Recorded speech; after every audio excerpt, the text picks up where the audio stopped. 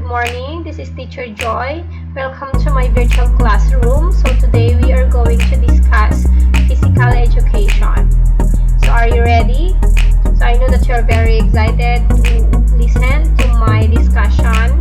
So please listen attentively. Okay, remember, the practice of a martial art should be a practice of love for preservation of life. So this is a very good quotation about sports. Okay, love for the preservation of life. So our lesson for today is about Arnis. So one of the lesson in PE or our physical education for this second quarter. So let's know more about PE. So Arnis is also known as Kali or Eskrima. It is the national martial art of the Philippines. So it is the system of Filipino martial arts founded by the late Remy Presas as a self-defense system. So his goal was to create an injury-free training method as well as an effective self-defense system in order to preserve the older Arnis system. So Remigio Amador Presas was born December 19, 1936 at Hinigaran, Negros Occidental. So he died August 28, 2001 with brain cancer at Victoria, Canada. So his occupation is being a teacher and martial artist. So he's known for founding modern Arnis, and he is the brother of Ernesto. So let's know more about the equipment used in Arnis. So weapon or the padded stick. So each padded stick shall be properly foam cushioned and shall have a maximum grip diameter of not more than 3.81 centimeter or 1.5 inch and length of 76.20 centimeter or 30 inches for men and women. So the length of padded stick shall be centimeter, 27 inches for boys and girls. So the competition area dimensions is a square measuring 8 meters by 8 meters with a 2-meter minimum free zone around it, and a clear space without any obstruction up to a height of not less than 5 meters from the playing surface. So what are the code of ethics of the game? So Arnis is an event that aims to bond and develop friendship and brotherhood. It is never a sport to hurt and defeat the opponent but to improve the skill of the players. It aims to develop the mind, the physique, and the character of the player. The juniors do not have the right to challenge to fight the seniors unless in the program set by their association to fulfill an objective. So all the practitioners continue to move on as there is room for improvement or advancement. Each practitioner must share with other beginners or practitioners the advancement attained. So those are code of ethics we need to remember, or you need to remember before doing or practicing Arnis. So do not forget those important code of ethics. So why is Arnis important? So what is important is to preserve life. So hence Arnis and other martial arts are known as forms of self-defense. They are not used to bully or intimidate innocent and weak people, okay, with regular training. An Arnisador refines his skills and technique. So there are also benefits of Arnis. One is it can be used as self-defense. It can help you to ensure your safety, especially if you are a girl. Two, you can use your stick as a weapon. If someone wants to harm you, you can protect yourself from using your wooden sword. Third, Arnis teaches us discipline and control.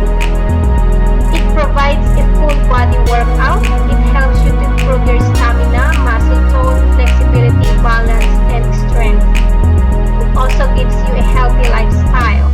It helps you to improve your physical fitness, mental, and emotional health. It gives you positive encouragement and respect for values in martial arts. It helps you to improve your cardiovascular health because it stresses the heart if you don't do the Arnis. So if it helps you also to be focused on your goals. It helps you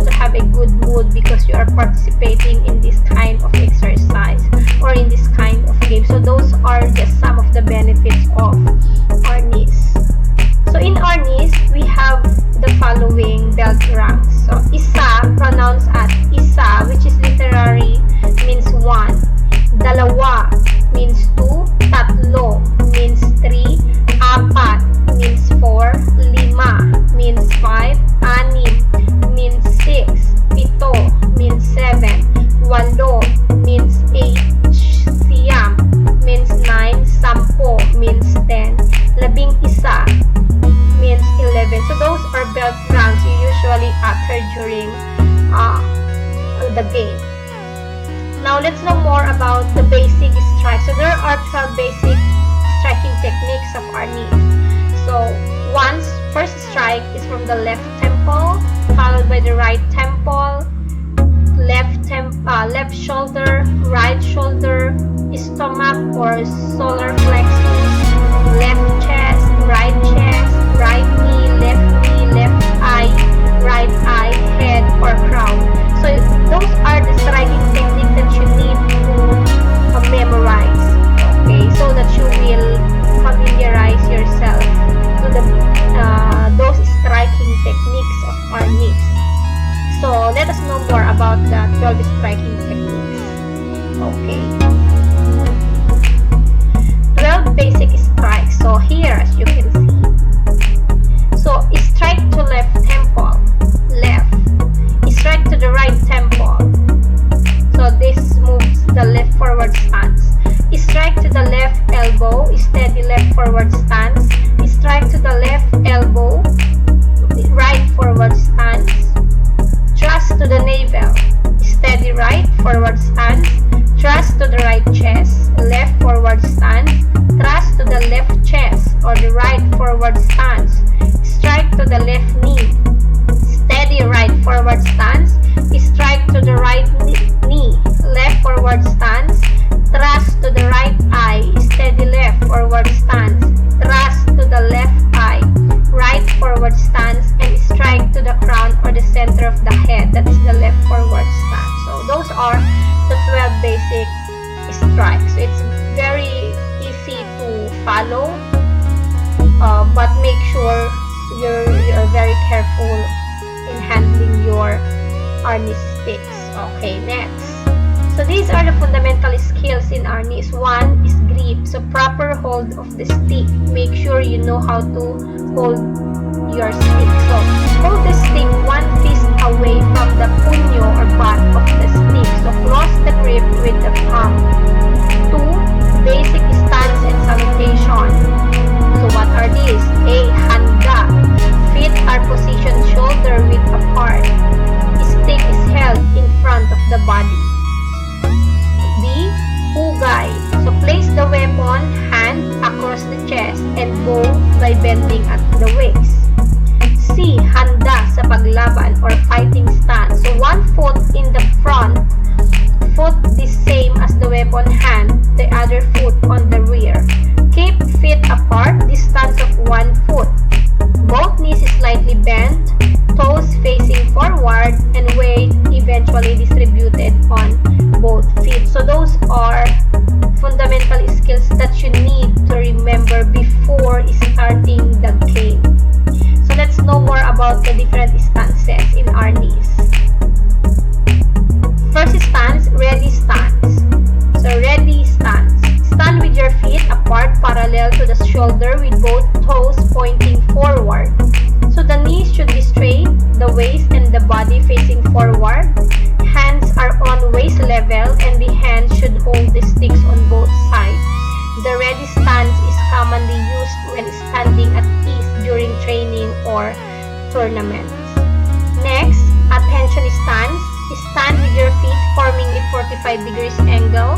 Heels should be close to each other, knees should be straight, the waist and body facing forward. Shoulders are dropped to the side and both hands are at waist level. The attention stance is commonly used in preparation for courtesy or bowing at commencement of sparring. Next is we have the forward stance. Starting with the ready stance, move 1 foot forward onto the knee and the toe are in line to each other. Both toes are pointing in front, the waist and the body is facing forward. The body should not be too low or the lead foot too extended, otherwise it will be hard to maneuver. Distribute the weight or center of the gravity to both legs. Forward stances can be right foot lead, which is the right foot forward stance, or it can be left foot lead, which is left foot forward stance. Forward stance are commonly used with the frontal striking or blocking techniques. Next is oblique stance. Starting with the ready stance, move 1 foot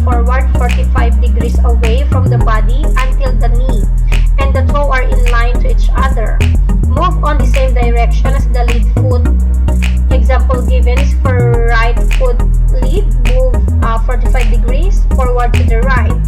So both toes are pointing in front, the waist and the body is facing forward.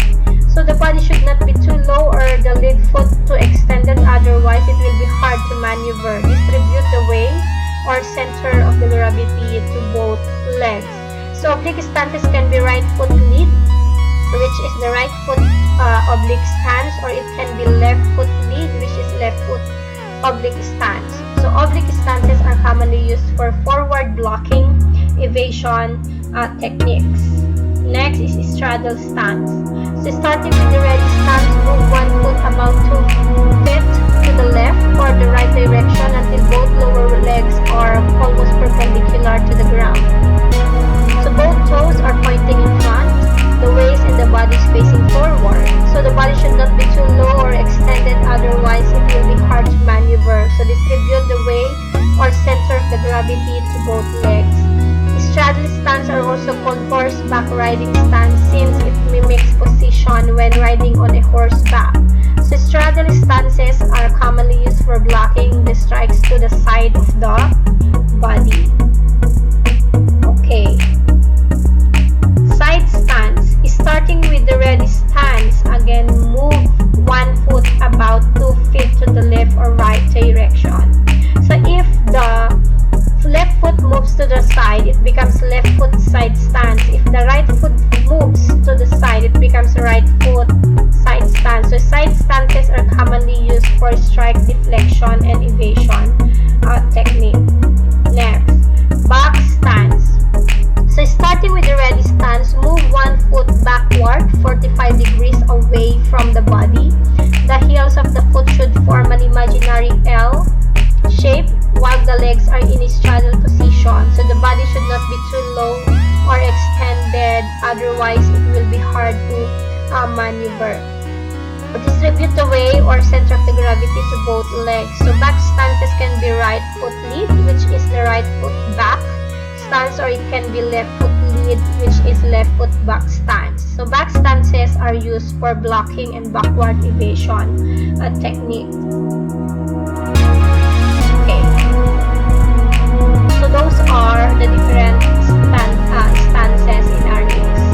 Now let's proceed to double sinawali. Okay. Double sinawali begin with the right hand up and the left hand tucked under the right shoulder. Strike the opponent's temple with the right hand as you retract the right hand to the left shoulder. Strike the opponent's knee with the left hand. As you strike a backhand to the opponent's temple with the right hand, retract the left hand to the left shoulder. So let's learn another blocking techniques. There are 6 blocking techniques. One is outside blocking, performed by bringing the cane forward supported by the left hand at the middle of the cane. Second, inside block, perform as an outside block, however on the right side of the body. Third, downward inside block, performed by positioning the hand holding the cane above the right shoulder, then swinging the cane downward to block the opponent's attack. Okay. Fourth, downward outside block, performed by positioning the cane behind the left ear, then swinging it downward to block the opponent's blow. Rising block, performed by raising the cane over the head to block the opponent's blow. And then the last block is vertical block, performed by raising the elbow of the hand, hiding the cane to shoulder level while the other hand is supporting it at the middle. So to know more about this, let's watch the video.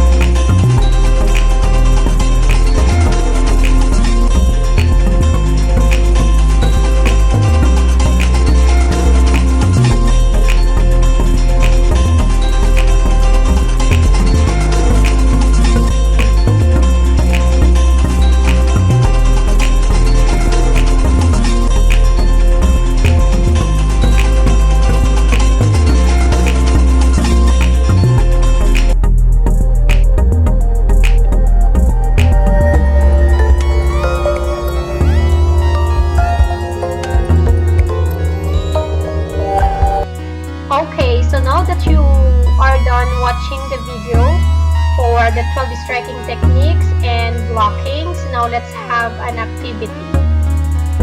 So you are going to answer the following questions, write it in your paper, then submit it during the retrieval of your worksheets. So I will read to you. 1. What is Arnis? 2. Who is the founder of Arnis? 3. What are the different code of ethics of Arnis?